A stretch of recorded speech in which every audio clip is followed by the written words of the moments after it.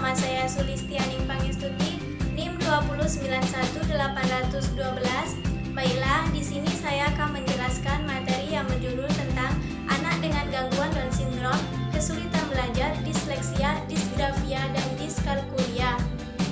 Yang pertama yaitu membahas tentang pengertian anak berkebutuhan khusus. Anak berkebutuhan khusus adalah anak dengan karakter fisik khusus yang berbeda dengan anak pada umumnya, selalu menunjukkan pada ketidakmampuan mental, emosi.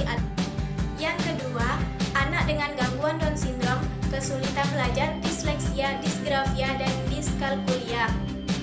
Yang penyebab dari Down syndrome, yang pertama, ukuran kepala lebih dari ukuran normal biasanya. Yang kedua, bagian kepala belakang datar. Dan yang ketiga, sudut mata luar naik ke atas. Yang B, penyebab Down syndrome terjadi ketika ada satu kelainan ekstra dan kromosom nomor 21. Kromosom atau struktur pembentuk gen normalnya berpasangan dan diturunkan dari masing-masing orang tua.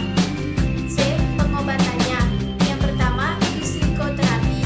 Yang kedua, terapi bicara. Yang ketiga, terapi perilaku. Yang kedua, kesulitan belajar.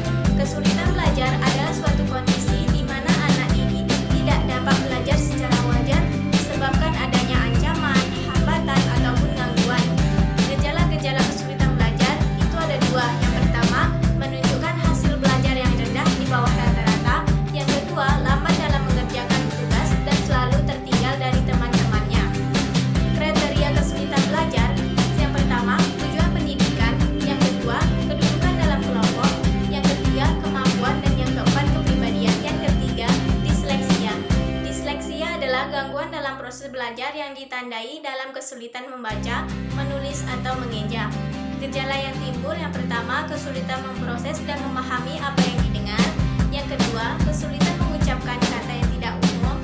Yang ketiga, kesulitan dalam meningkatkan sesuatu. Selanjutnya, penyebab dan faktor resiko disleksia.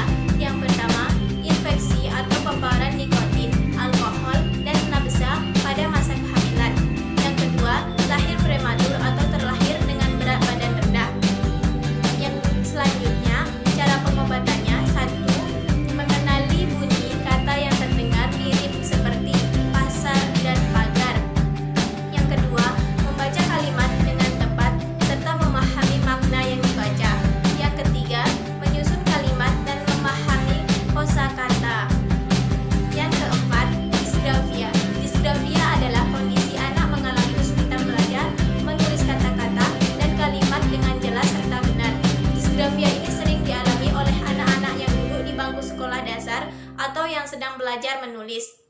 Penyebabnya yaitu para ilmuwan masih tidak yakin kenapa disgrafia bisa terjadi pada anak-anak. Sementara itu, pada orang dewasa terkadang kondisi ini berkaitan dengan cedera otak. Gejala yang timbul: yang pertama, kesulitan mengatur hal-hal di atas kertas. Yang kedua, sering menghapus tulisan. Dan yang ketiga, tidak serasi dalam spasi huruf dan kata. Selanjutnya, pengobatan. Yang satu, minta anak menggunakan kertas ukuran lebar, kertas grafik, atau kertas dengan garis untuk membantu perabaan huruf dan kata. Yang kedua, jangan berikan kritik yang salah.